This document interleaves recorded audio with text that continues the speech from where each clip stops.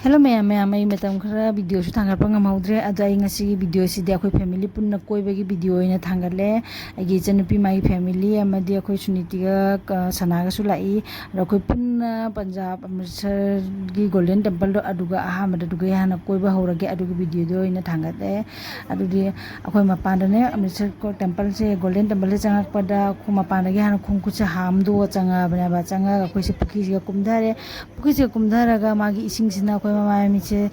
chai thoe aduga ma ising ji jana phei hai tare adudo mayam ne ana ye ko I ka ne ising ji ge ko thong ye ba ko ado ko di ma miche ta thoga ising ji ga chai thoga ka khale ado angang ani si di jana pa ga chiku ga di ru se thok pi ga pura se ru thok pa na ko sabon ga no re ru thok podon te ba ising ji ga lup pa dunia ba ko se phei na hai ne ga ko chu langam dana lak pani hai dana ne angang ani si di ru thok pi se ne ru thok pi ru thok bolo ga si ge mamang se ga le pa jana pa photo post ꯖꯪ ꯑꯗꯣ ꯑꯩꯈꯣꯏꯁꯨ ꯈꯔ photo ꯄꯣꯁ ꯇꯧꯔꯒ ꯂꯥꯛꯑꯒ ꯁꯤ ꯑꯀꯣꯏꯕꯁꯤꯒ ꯑꯩꯈꯣꯏꯅ ꯁꯤ ꯈꯣꯡꯅ ꯄꯔꯤꯀ꯭ꯔꯃꯥ ꯇꯧꯔꯒ ꯆꯠꯄꯩ ꯃꯊꯧ ꯇꯥꯏꯌꯦꯕꯀꯣ ꯃꯥꯅ ꯀꯣꯏꯕꯩ ꯃꯊꯧ ꯇꯥꯏ ꯀꯣꯏꯔꯦ ꯌꯥꯝꯅꯁꯨ ꯐꯖꯩ ꯃꯐꯝꯁꯦ ꯑꯗꯣ ꯑꯩꯈꯣꯏꯅꯦ ꯀꯣꯛꯇ ꯐꯤ ꯁꯨꯝ ꯀꯨꯞꯄꯩ ꯃꯊꯧ ꯇꯥꯏ ꯅꯨꯄꯥ ꯈꯪꯗꯦ ꯅꯨꯄꯤ ꯈꯪꯗꯦ ꯑꯗꯣ ꯑꯩꯒꯤ ꯆꯨꯟꯅꯤꯁꯤ ꯈꯔ ꯁꯤꯟꯇꯦꯇꯤꯛ ꯑꯣꯏꯕꯅꯤꯅ ꯆꯨꯟꯅꯤꯁꯤꯅ ꯂꯩꯁꯜꯂꯒ ꯀꯣꯏꯕꯅꯦꯕꯀꯣ ꯑꯗꯣ ꯑꯁꯤ ꯃꯐꯝꯁꯤ ꯎꯔꯒꯁꯦ ꯑꯁꯤꯁꯦ ꯑꯩꯈꯣꯏ ꯁꯤꯗ ꯄ꯭ꯔꯁꯥꯗ ꯐꯪꯉꯦꯕꯀꯣ ꯄ꯭ꯔꯁꯥꯗꯁꯦ ꯑꯩꯈꯣꯏꯅ ꯄꯩꯁꯥꯅ ꯌꯥꯡꯈꯩꯅ ꯆꯥꯝꯃꯅ ꯑꯉꯝꯕ ꯅꯪꯅ ꯂꯩꯖꯕꯗꯣ ꯑꯗꯨ ꯂꯩꯔꯒ ꯃꯣꯏꯗ ꯁꯤꯟꯅꯔꯒ ꯃꯣꯏꯅ ꯀꯠꯂꯒ ꯑꯩꯈꯣꯏꯗ ꯑꯃꯨꯛꯇꯪ ꯁꯤꯟꯅꯔꯛꯄꯅꯦ ꯑꯗꯨꯃꯥꯏꯅ ꯇꯧꯔꯒ ꯑꯩꯈꯣꯏ ꯑꯃ꯭ꯔꯤꯠꯁꯔꯗ ꯒꯣꯜꯗꯟ ꯇꯦꯝꯄꯜ ꯌꯦꯡꯉꯒ ꯂꯥꯛꯑꯒ ꯃꯊꯪꯒꯤ ꯅꯨꯃꯤꯠꯇ ꯑꯃꯨꯛ ꯅꯨꯃꯤꯠ ꯅꯤꯅꯤ ꯃꯇꯨꯡꯗ ꯑꯩꯈꯣꯏ ꯑꯃꯨꯛ ꯗꯦꯜꯂꯤꯗ ꯆꯠꯂꯅꯤ ꯗꯦꯜꯂꯤꯗꯒꯤ ꯑꯃꯨꯛ ꯑꯒ꯭ꯔꯥ ꯆꯠꯂꯒ ꯀꯔꯤ ꯌꯦꯡꯒꯅꯤ ꯍꯥꯏꯕꯗ ꯑꯩꯈꯣꯏꯅ ꯁꯤꯒ ꯇꯥꯖ ꯃꯍꯜ ꯌꯦꯡꯕ ꯆꯠꯂꯤꯅꯦꯕꯀꯣ ko agrada mung lae agrada laga agragada laadi tasmolnebako tasmol se mung ha koire tasmol se ko ayuki matam do hodre nungdin mai oina lae bako pham sidi sathina nungsira nungdin gi matam oi bani ko pham je nungsa gi sukar water ra bani na ko ekdam magi green color gi green machu napi sigi asang basiga ango basi ingna tana numina haipet purok ko matam da adugi matang oire jauna phajare ado ko matam da ten labani ne ko video su jamna loba ngamaudare ado sum khar do ho lojjo bodo adu dune na adu nungai bra nungai ko phajabra tasmal se phajabra so beautiful so elegant ha just looking like a wow ha na nungai bra tasmal se na hoje kadai dana lepi se tasmal lo mang da lepi ro oh मनिंग दसु मी एनी खा जंग photo post तौरगा photo मैम लौनरी मैम सिदा photo मैम लौनबगी माई पोस्ट तौरगा लौनरी से जामना फजरे अखोई मफम से जोंगनी खसु कदी मलगा चाय नो ले मिसिबना अनु कोई फजना किने दिखुन मतम खतंग दिखना फंगे हाइबे खतगी वाने बको अदु जामना भीर ओइदना मी मैम तिनदना कोई बिदा चिनबा दो अदुदि ओइरक्त्रे जामना माने ingna tapna di phajana tawraga di koire yebako matam jamna phangdi haibe watane bako matam je phangadabani akoina train je khatang late oi giba hai tare ko pungama makhai train late oi ba adu dunna ne bako train ro late oi jeraga sum mathangi numit to leiraga akoina sum koi gain khan bane bako ado friday oi giba friday se moi tasmol se cross taw bako adu dunna friday do leiraga su kana roi dabani na akoya sum ongkom return tawraga la e bako return halle bako jumda akoi lebam da ongkom halle delhi da halle adu dunani oiraga akhoi koi di phajana koi inna chipna tawraga phajana nuaina koi iko oida sandagi uisalako matam se amna phajai inna tawraga wana numina ka hajai ko matam ram siya ko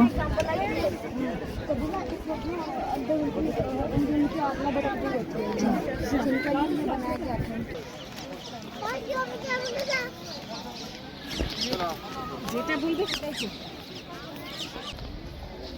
ना आंदो तो दो आंगी तेरी झले आ नुसिसिना नुंगाइबना कइनो ने नुसिसिना संदागी नुसिसिदि को नुंगाइ अमनि कइनो ने तेना नुंगाइ नहीं दे उनकी चालते अलग ही है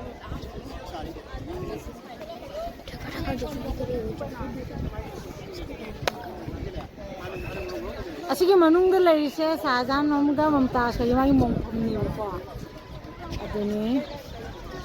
चाइम दिनो दिया मोना फजागदाबने अखोइ से संदा ओइरेबको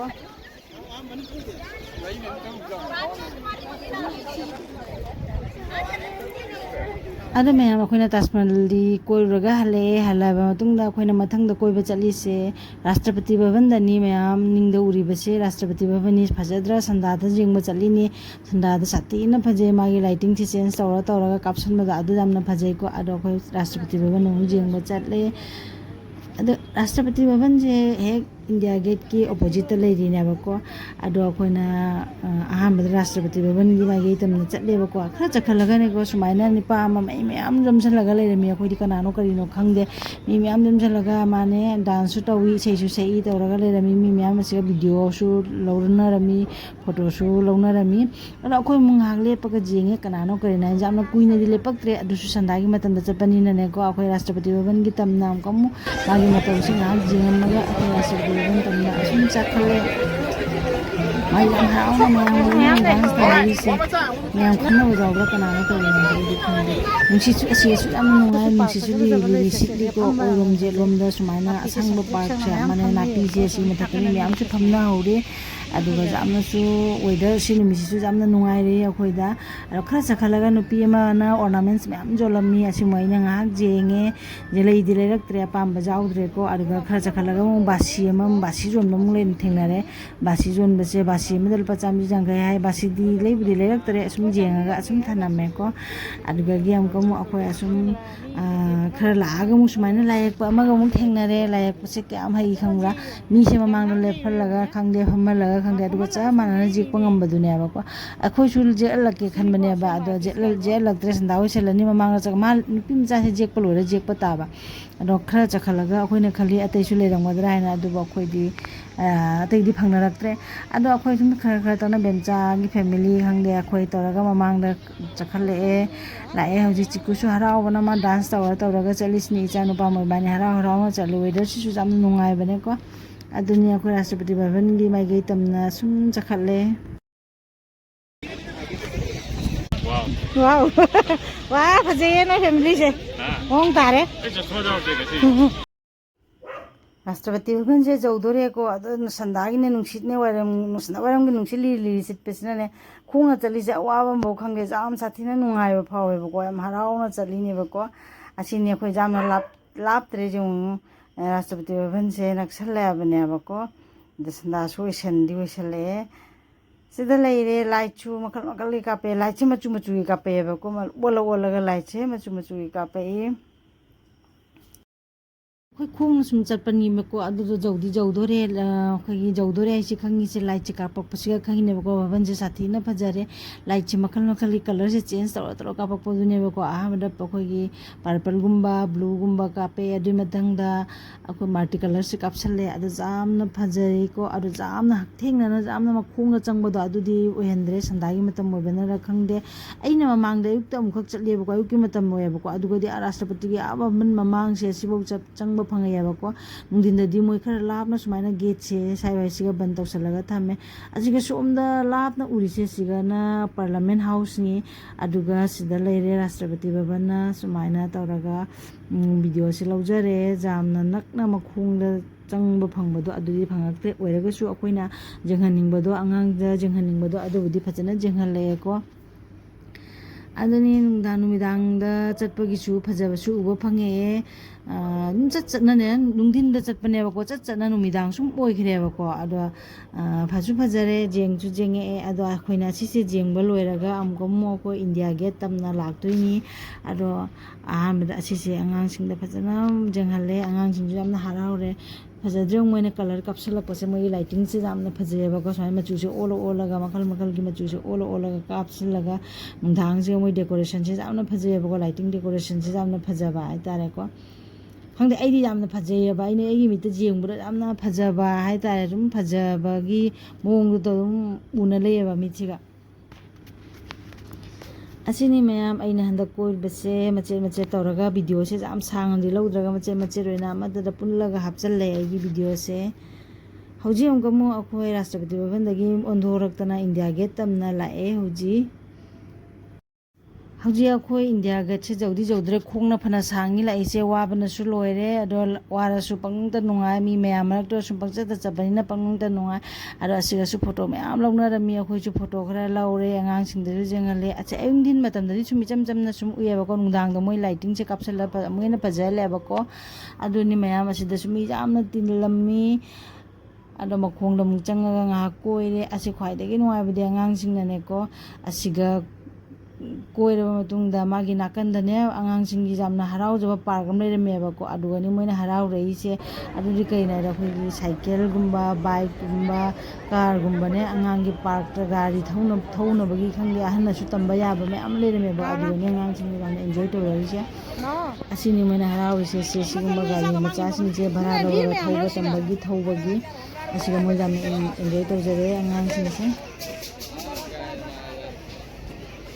ꯒꯥꯔꯤ ꯃꯦꯂꯥꯅꯤ ꯁꯥꯏꯁꯦ ꯑꯉꯥꯡꯅ ꯒꯥꯔꯤ ꯊꯧꯕꯒꯤ ꯃꯌꯥꯝ ꯒꯥꯔꯤ ꯀꯥꯏ ꯊꯧꯔꯕꯣ ꯑꯉꯥꯡꯁꯤꯡꯗꯤ ꯁꯤꯗ ꯕꯥꯏꯛꯁꯦ ꯊꯧꯔꯤ ꯑꯁꯤꯒ ꯏꯆꯥꯅꯨꯄꯥꯁꯨ ꯊꯧꯔꯤ ꯑꯗꯨꯒ ꯄ꯭ꯔꯦꯝꯖꯤꯠꯀ ꯄ꯭ꯔꯁꯟꯖꯤꯠꯀꯁꯨ ꯊꯧꯃꯤꯟꯅꯔꯤ ꯑꯗꯣ ꯑꯩꯈꯣꯏꯗꯤ ꯃꯅꯤꯡꯗ ꯇꯥꯟꯅꯕꯗ ꯑꯋꯥꯕ ꯑꯃꯅꯤ ꯁꯤꯗꯤ ꯁꯥꯏꯀꯜꯁꯤ ꯃꯅꯤꯡꯗ ꯒꯥꯔꯤ ꯃꯅꯤꯡꯁꯦ ꯀꯤꯖꯩꯗꯅꯀꯣ ꯁꯤꯗꯤ ꯑꯩꯈꯣꯏꯅ ꯑꯩꯈꯣꯏꯒꯤ ꯃꯐꯝꯗ ꯑꯩꯈꯣꯏꯒꯤ ꯑꯣꯏꯅꯗꯤ ꯁꯤ ꯃꯐꯝꯁꯦ ꯀꯤꯖꯩꯗꯅꯀꯣ ꯅꯨꯡꯗꯥꯡꯒ ꯑꯣꯏꯁꯜꯂꯕꯅꯤꯅ ꯑꯩꯈꯣꯏ ꯑꯁꯤꯒꯤ ꯒꯥꯔꯤ ꯑꯉꯥꯡꯁꯤꯡ ꯒꯥꯔꯤ ꯊꯧꯔꯤꯗꯨ ꯃꯅꯤꯡꯗ ꯇꯥꯟꯅꯕꯗ ꯑꯋꯥꯕ ꯑꯃ ꯑꯣꯏ ꯑꯗꯨꯅ ꯀꯥꯏꯅꯣꯅꯦ ꯃꯃꯥꯡ ꯀꯥꯔꯗꯤ ꯃꯥꯡꯒꯣꯏꯅ ꯄꯤꯖꯩꯅꯦ ꯁꯤꯅ ꯃꯦꯂꯥ ꯃꯆꯥ ꯑꯃꯅꯤ ꯆꯥꯅꯕꯒꯤ ꯁꯤꯒ ꯐꯥꯁ ꯐꯨꯗ ꯃꯌꯥꯝꯁꯨ ꯌꯣꯜꯂꯦ ꯑꯗꯨꯒ ꯁꯤꯅ ꯒꯥꯔꯤ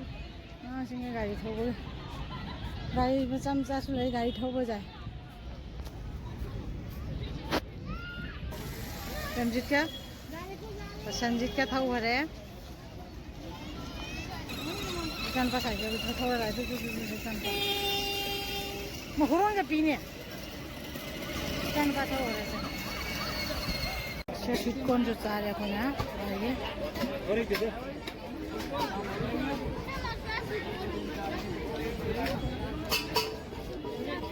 ꯁ꯭ꯋꯤꯠ ꯀꯣꯔꯟ ꯂꯧꯔꯒ ꯆꯥꯔꯦ ꯑꯩꯈꯣꯏꯅ ꯑꯉꯥꯡꯁꯤꯡꯁꯤ ꯒꯥꯔꯤ ꯊꯧꯕ ꯂꯣꯏꯔꯒ ꯑꯩꯈꯣꯏꯅ ꯁ꯭ꯋꯤꯠ ꯀꯣꯔꯟ ꯈꯔ ꯄꯤꯖꯔꯦ ꯑꯗꯨꯒ ꯐ꯭ꯔꯨꯠ ꯆꯥꯠꯁꯨ ꯁꯤꯗ ꯐꯪꯉꯤ ꯑꯗꯨꯗꯒꯤ ꯈꯔ ꯂꯧꯔꯒ ꯆꯥꯔꯦ ꯑꯗꯨꯒꯤ ꯃꯇꯨꯡꯗ ꯃꯐꯝꯁꯤꯒꯤ ꯃꯦꯃꯣꯔꯤ ꯑꯣꯏꯅꯕꯒꯤ ꯍꯥꯏꯅ ꯑꯩꯈꯣꯏꯅ ꯐꯣꯇꯣꯁꯨ ꯈꯔ ꯂꯧꯖꯔꯦ ꯃꯈꯜ ꯃꯈꯜꯒꯤ ꯐꯣꯇꯣ ꯈꯔ ꯂꯧꯖꯔꯦ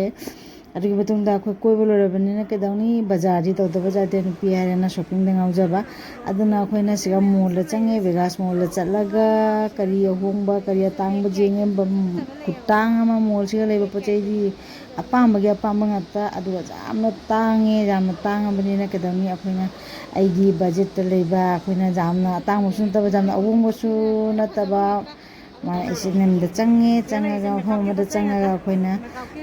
ꯁꯣꯞꯄꯤꯡ ꯂꯩꯒꯗꯕ ꯄꯣꯠ ꯆꯩ ꯑꯃꯅꯤ ꯂꯩꯔꯒ ꯑꯁꯨꯝ ꯂꯥꯛꯑꯦ ꯏꯆꯥꯅꯨꯄꯥꯁꯨ ꯁꯤꯗ ꯆꯤꯀꯨꯒ ꯃꯣꯏꯕꯥꯅꯤ ꯄꯣꯁ ꯇꯧꯈꯔꯦ ꯐꯣꯇꯣ ꯂꯧꯕꯒꯤ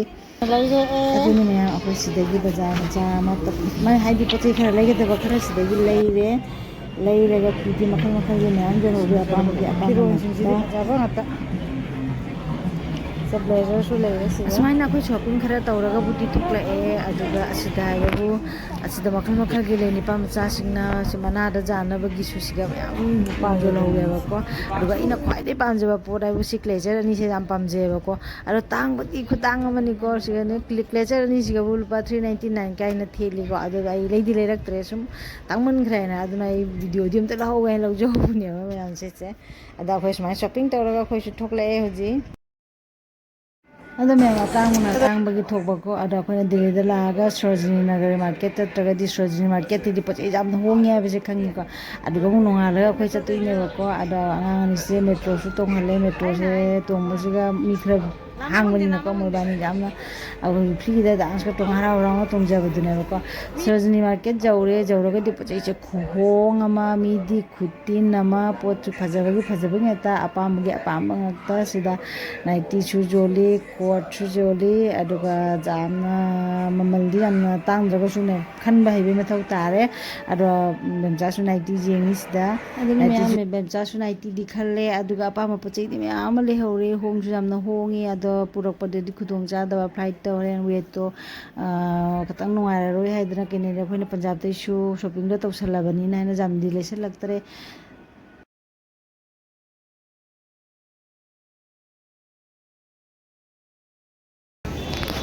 ꯉꯥ ꯃꯥꯔꯀꯦꯠꯀꯤ ꯃꯤ ꯈꯨꯇꯤꯟꯁꯦ ꯌꯦꯡꯉꯨꯁꯦ ꯁꯤꯗ ꯆꯪꯉꯤꯅꯤꯁꯦ ꯃꯥꯔꯀꯦꯠꯀꯤ ꯄꯣꯠ ꯆꯩꯗꯤ ꯌꯥꯝꯅ ꯍꯣꯡꯉꯦ 4x4. ꯅꯪꯅ ꯀꯩ ꯂꯩꯕ I'm gonna buy kamakak. ꯀꯔꯤ ꯄꯣꯠ ꯍꯧꯖꯤꯛꯀꯤꯗꯣ ꯆꯍꯤ ꯌꯥꯡꯈꯩ ꯍꯥꯏꯗꯣ ꯆꯅꯤ ꯑꯣꯏꯅ ꯄꯤꯔꯛꯀꯅꯤꯗ ꯄꯥꯠꯀꯤ ꯄꯣꯠ ꯆꯩꯁꯦ ꯃꯌꯥꯝ ꯌꯣꯜꯂꯦ ꯍꯧꯖꯤꯛꯅ ꯑꯩꯈꯣꯏ ꯌꯨꯝꯗ ꯍꯜꯂꯒꯦ ꯍꯥꯏꯗꯅ ꯕꯣꯔꯗꯤꯡ ꯄꯥꯁꯁꯨ ꯔꯦꯗꯤ ꯇꯧꯔꯦ ꯑꯗꯨꯒ ꯁꯤꯒ ꯑꯩꯈꯣꯏꯒꯤ ꯋꯦꯠ ꯀꯥꯔꯇꯨꯟꯗꯤ ꯃꯥꯅ ꯋꯦꯠꯁꯦ ꯑꯝꯇ ꯆꯦꯛ ꯇꯧꯒꯦ ꯄꯣꯠ ꯆꯩꯁꯤꯡꯁꯦ ꯑꯝꯇ ꯋꯦꯠ ꯍꯦꯟꯒꯗ꯭ꯔꯥ ꯍꯥꯏꯅ ꯃꯥꯁꯦ